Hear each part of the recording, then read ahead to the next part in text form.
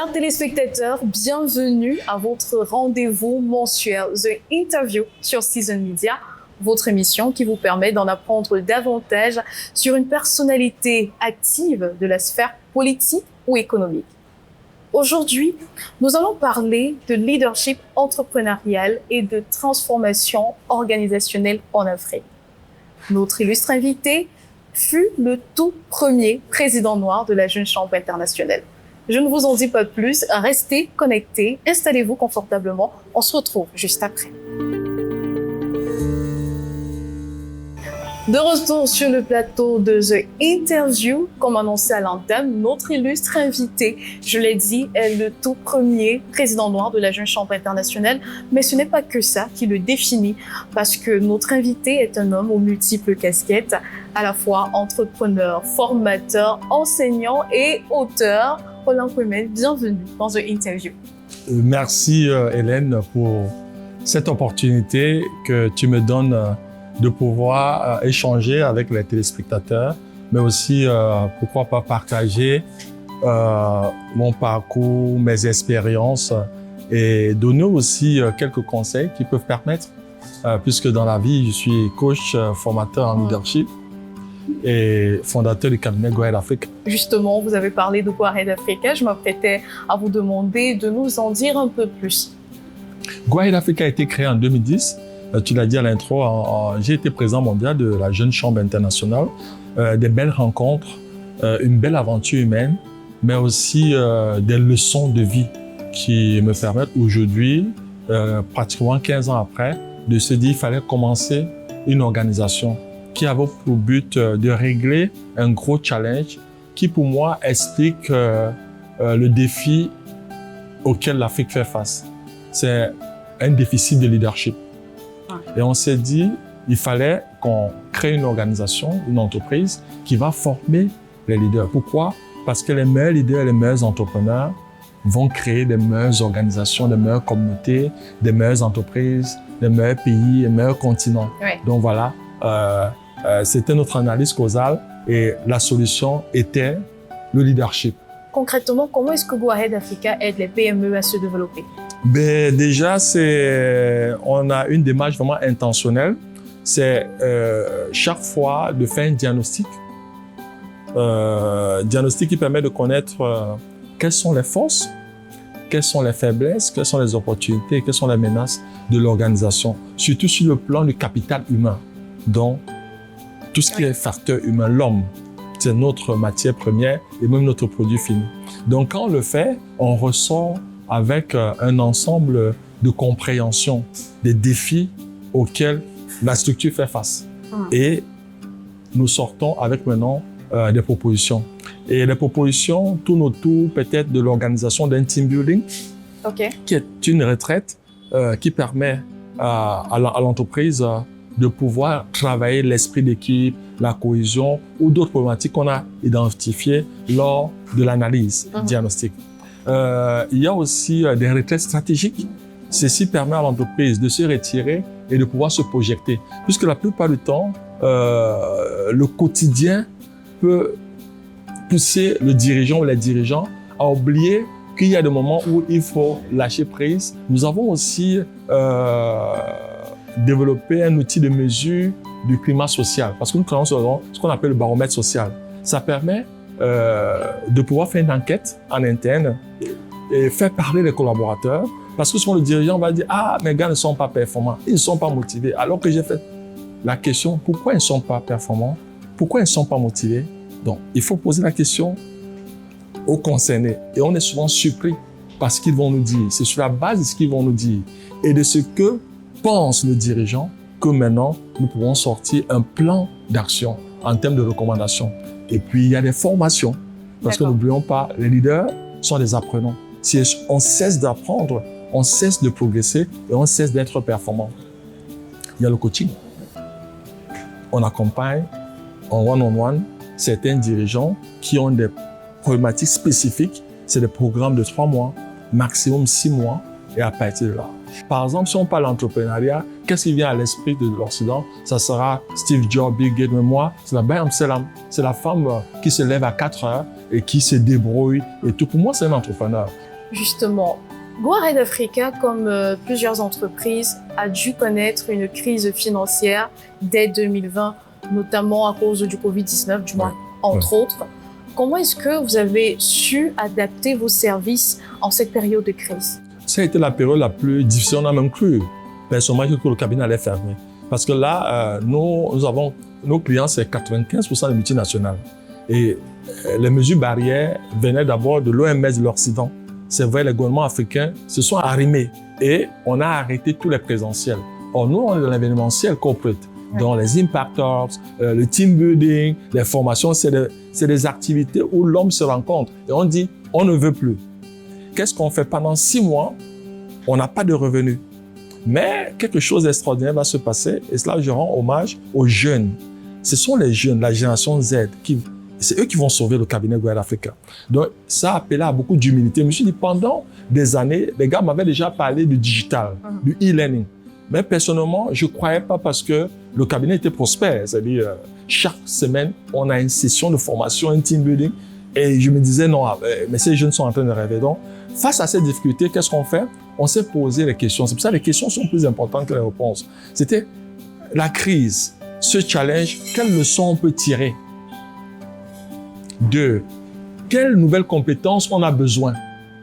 Derrière cette difficulté, est-ce qu'il n'y a pas d'opportunité? Et en répondant, on a fait une session de brainstorming avec les équipes, puisqu'on ne pouvait plus travailler. On était là, il n'y avait plus de séminaires, de formations. C'est comme ça que ces jeunes nous disent, mais monsieur, on peut faire la facilitation digitale. Les mêmes séminaires peuvent être faits en ligne. Donc, tout ce qui est Teams, Zoom, tout, on va rentrer à l'école, on va se former. On va recruter 3 jeunes qui sont experts dans le domaine, parce que ce n'était pas notre domaine. Et on va réorienter l'investissement qu'on voulait faire sur les biens meubles et tout. On a tout changé pour investir dans le digital. Aujourd'hui, nous avons un studio TV. Okay. Oui, on a tout le matériel. Aujourd'hui, on a tout. Et les jeunes mes collaborateurs sont hyper compétents et on a réorienté. Et qu'est-ce qu'on a fait? On a revendu à nos entreprises, à nos clients, le contenu de e-learning. C'est-à-dire, on a enregistré les modules, les formations et qu'on a revendu. Et plutôt, on a gagné beaucoup d'argent. C'est-à-dire, ce qui était considéré comme un malheur est devenu une source de bénédiction pour le cabinet. Et aujourd'hui, comme on fait nos 15 ans en 2025, oui. Depuis 2 ans, tout est pratiquement prêt. On a de nouveaux produits et c'est un changement de près de 180 degrés. Déjà, félicitations pour les 15 années. Merci. Merci. Mais félicitations aussi parce que le cabinet Go Ahead Africa a procédé à la signature de sa toute première franchise hors des frontières du territoire national, notamment au Burkina Faso. Une franchise qui sera dirigée par Nabi Issa Koulibaly. Tout à fait. Toutes mes félicitations pour cette nouvelle étape. Merci, Hélène. Qu'est-ce que cela représente pour vous? C'est la réalisation d'un rêve. Parce que le cabinet, c'est Go Ahead Africa. Et notre signature, c'est Bright Sporting Africa en français, c'est-à-dire mettre en lumière l'Afrique. Oui. Et puis, mon slogan, qui est devenu le slogan aussi de l'entreprise, nous avons tout un continent à bâtir. On ne pouvait pas le faire à partir du Cameroun seulement. Le Cameroun est un peu le continent, comme on aime blaguer, mais on s'est dit, on a pris 15 ans. Qu'est-ce qu'il fallait faire? Il fallait déjà breveter et protéger la marque. Oui. Ce qu'on a fait à l'OAPI. Et ensuite, il fallait avoir un niveau de certification au top des tops. On a lancé 2 programmes de certification, Ubuntu pour l'andragogie et Hemley pour le leadership. On a vu pendant 3-4 ans vraiment fine-tuner. On s'est dit maintenant on est prêt, on va attaquer l'international, mais avec 2 stratégies, soit en filiale, soit en franchise. En réalité, le Burkina est la première franchise, le pays des hommes intègres, le symbole. Deuxième franchise, c'est le Mali, qui a été signé déjà, mais on va communiquer. Mais notre première filiale, c'est un RCA. Donc, il y a Go Ahead Africa RCA, donc filiale, oui. Pas franchise. Donc, c'est de l'entreprise à partir du Cameroun qu'on a créé. Donc, il y a tout un plan de développement. On espère que d'ici 2027, on aura au moins une dizaine de franchises et à peu près 3 filiales. Tous mes voeux déjà de succès pour ce qui va suivre pour Go Ahead Africa. C'est un avenir laborieux, mais forcément avec des objectifs qui sont atteignables. Tout à fait. Smart. Merci. Alors, parlons d'entrepreneuriat et de leadership, des thèmes que vous maîtrisez. Ça fait déjà un moment. Oui. Lors du colloque international sur la diffusion de la culture entrepreneuriale au Cameroun, organisé par le ministère des PME, Go-Ahead Africa était invité et vous avez analysé toutes ces barrières qui freinent la culture de l'entrepreneuriat en Afrique chez les jeunes et notamment les barrières mentales et psychologiques. Est-ce que brièvement, vous pouvez nous en dire un peu plus? Ben, on s'est dit, on a vu, c'est-à-dire, on a fait diagnostic SWOT parce que le gouvernement a fait beaucoup de choses, le gouvernement camerounais.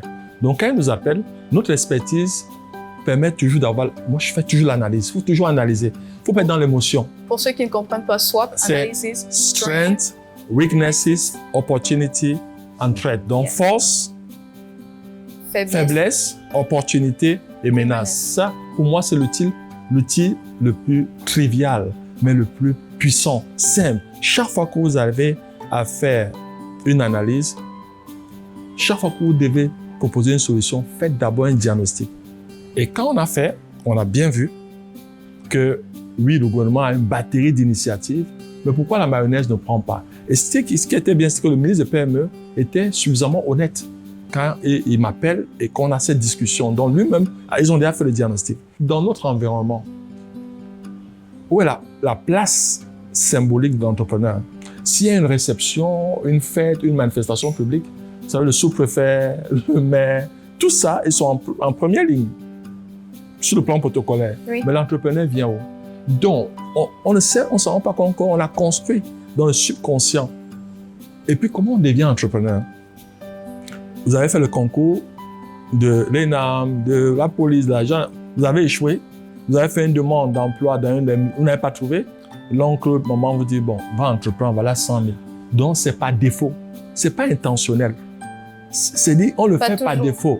La plupart du temps, on devient entrepreneur. Je le dis parce que ça va faire près de 25 ans que je suis entrepreneur et que je suis avec les jeunes. Ceux qui viennent par intention, je ne représente pas 10%. Mais il faut travailler ça. Mais pourquoi? Quand j'étais fiancé, j'étais à 24 ans. Et je voudrais dire merci à mon beau-père, à son âme, mais ça n'a pas été facile. Quand nous sommes allés rencontrer mon beau-père, il m'a demandé qu'est-ce que je faisais dans la vie. Là, nous sommes en 2000. J'ai dit, je suis entrepreneur, j'ai un cybercafé à Boya. Son body language était clair qu'il n'était pas d'accord. Par respect, il ne m'a pas dit. Mais après, il a dit à mon épouse, qui était ma fiancée, que non, mais en réalité, ton mari, qu'est-ce qu'il fait? Tu vois, ton fiancé. C'est une forme déguisée de chômage. Le rêve, c'est quoi? Il doit être un grand fonctionnaire, un cadre d'un multinational et tout. C'est ça, notre culture. Il faut le retravailler. Les pistes, c'est qu'il est important que les entrepreneurs, par exemple, aient des médailles. C'est inadmissible que les fonctionnaires se partagent des médailles. L'entrepreneur est celui qui transforme. L'entrepreneur est un apporteur de solutions. L'entrepreneur, c'est lui qui crée des impôts.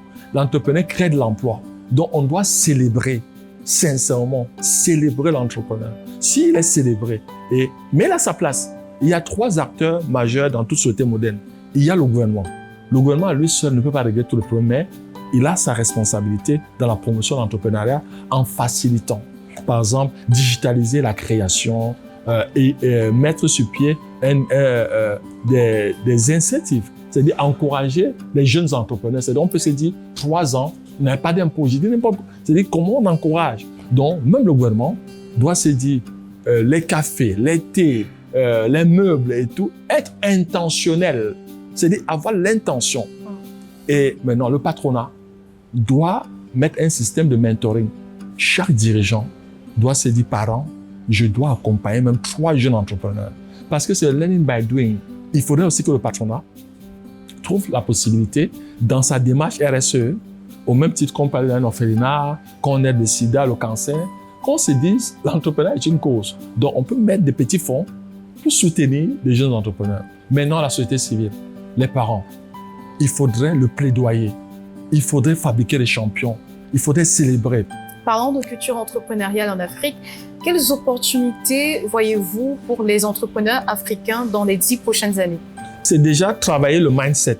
S'ils ont un état d'esprit où ils pensent que toutes les difficultés, parce que c'est quoi un entrepreneur? Un entrepreneur, c'est un apporteur de solutions. C'est-à-dire, c'est quelqu'un, tout ce qui est difficulté, et d'abord, il observe son environnement, tout ce que vous appelez problème, il regarde, mais ces problèmes-là, il dit, il va apporter des solutions. Dans la démarche d'apporter des solutions, voilà l'entreprise qui est créée. Donc, voilà la démarche. Mais pour cela, il faut qu'il soit fort sur le plan psychologique et mental. Pourquoi? Parce que ce n'est pas un long feu tranquille. Il aura des challenges pour recruter les collaborateurs, pour les motiver et même pour les garder. Il aura des challenges pour avoir des facilités avec sa banque. Il aura des challenges pour des fournisseurs. Il aura même des challenges avec les clients où il a fait la prestation. On te dit 30 jours, 30 jours deviennent 90 jours, deviennent même 6 mois. Il aura des challenges avec l'énergie parce que l'énergie n'est pas stable, et l'énergie soit n'existe pas, le coût est élevé. Il aura des challenges avec les routes parce que les infrastructures ne sont pas là. Il aura ça chaque jour. C'est des défis importants dont il doit être bien. Il aura même des challenges sur le plan familial. Donc c'est pour ça qu'il a besoin d'un partenaire ou d'une partenaire qui est un soutien, le choix de l'époux ou de l'épouse pour l'entrepreneur. Donc, c'est tellement... Et aujourd'hui aussi, la santé mentale, je ne sais pas, de plus en plus, on a des entrepreneurs qui font des AVC, qui font des burn-out, qui décèdent très jeunes parce que souvent, l'échec est perçu comme une catastrophe. Est-ce que la société a intégré que l'échec est le frère jumeau du succès? Donc, voilà autant de défis. Mais je suis sûr que tous ces défis, s'ils changent de mindset, d'état d'esprit, ils commencent à voir ces difficultés comme des opportunités. On est d'accord que tous ces problèmes-là sont des opportunités de business et ça change tout. Et je vais peut-être conclure sur cette question avec le transport aérien. Est-ce que vous vous rendez compte que les vols à destination de l'Afrique sont hyper pleins? Les fréquences ont augmenté. Pourquoi les gens viennent en Afrique? Pourquoi tous ces investisseurs, c'est vrai, beaucoup asiatiques, pourquoi ils viennent en Afrique? Ils ne viennent pas pour nos beaux yeux. Ils viennent parce qu'il y a des opportunités. Et pour moi, l'indicateur de mesure que l'Afrique est le continent de l'espoir, c'est le développement des fréquences de vol sur le continent. Roland Kwame, nous allons creuser à présent dans votre vie personnelle et privée. Je vais m'autoriser à vous poser quelques questions. Quelle a été votre plus grande difficulté dans le business, le monde des affaires? C'était peut-être l'incompréhension de mes parents parce que j'ai d'abord eu une carrière en entreprise et j'ai démissionné. J'ai dit je voulais me lancer en mon propre compte. Mon rêve a toujours été d'être entrepreneur. Quand on sort de l'école de promotion, je sors en 93, je commence salon de coiffure avec des amis, après cordonnerie. Je me rappelle, ma maman était toute malheureuse. Elle ne me disait pas, mais elle a dit à mon oncle qu'elle ne comprend pas. Roland ne peut pas avoir fait des études et puis se débrouille. Donc, c'était pas bien perçu. Et mon oncle m'appelle et me dit, tu sais, il ne faut pas que ta maman soit malheureuse. Va d'abord en entreprise. Merci, tonton Albert. Va d'abord en entreprise. Fais-moi confiance. Va en entreprise. Tu es brillant. Va en entreprise. Tu fais même 2-3 ans et puis maintenant. Donc, vous voyez que je suis allé en entreprise pour faire plaisir à mes parents. Et quand je fais 3-4 ans, et en 97, je démissionne. Maman est un peu malheureuse, mais cette fois-ci, elle me fait confiance. Et je m'installe à Boya en 90 et j'ouvre en 98. Et avec un ami Dave, on ouvre un cybercafé. Ça sera le deuxième cybercafé de la ville de Boya. Voilà l'aventure. Mais arrivé aussi là-bas, même trouver des collaborateurs, c'était pas évident. Nous étions très jeunes et je ne voulais pas me faire passer pour le propriétaire. Donc, j'ai travaillé dans le cyber comme si je travaillais pour quelqu'un. C'est plusieurs années après que les gens ont su que c'était le patron et que j'étais... Voilà. Donc, je pense aussi qu'il est important pour les entrepreneurs d'avoir beaucoup d'humilité. Pourquoi on entreprend? C'est comme le mariage. Ne jamais se marier pour la mauvaise raison. Ne jamais entreprendre pour la mauvaise raison. Et pour moi, c'est une vocation, c'est un appel, c'est une passion. C'est quelque chose que j'aime faire. Être au service, servir mon autonomie, mais aussi ma capacité à pouvoir créer des richesses et tout. Donc voilà, la difficulté a été au début, cette incompréhension avec mes parents. Et comme il faut toujours avoir la bénédiction de ses parents, toujours, battez-vous pour l'avoir. Quand j'ai eu la bénédiction de mes parents, c'était le début du décollage incroyable. Pour la petite histoire, même ma femme a été trouvée. C'est ma maman qui trouve mon épouse. Ça, je vous donne l'exclusivité. C'est ma maman qui me trouve ma femme. Pour faire honneur et pour dire même à mes parents que puisque vous pouvez maudire, vous ne pouvez pas maudire vos parents, mais ils peuvent vous maudire. Et ça, c'est un message que je voudrais envoyer aux jeunes entrepreneurs. Vous avez besoin, même s'il y a des incompréhensions, peut-être les parents, faites tout pour les avoir avec vous, pas contre vous. S'ils ne sont pas avec vous, ça sera très difficile. Quel est le plus grand sacrifice que vous avez eu à faire pour votre réussite?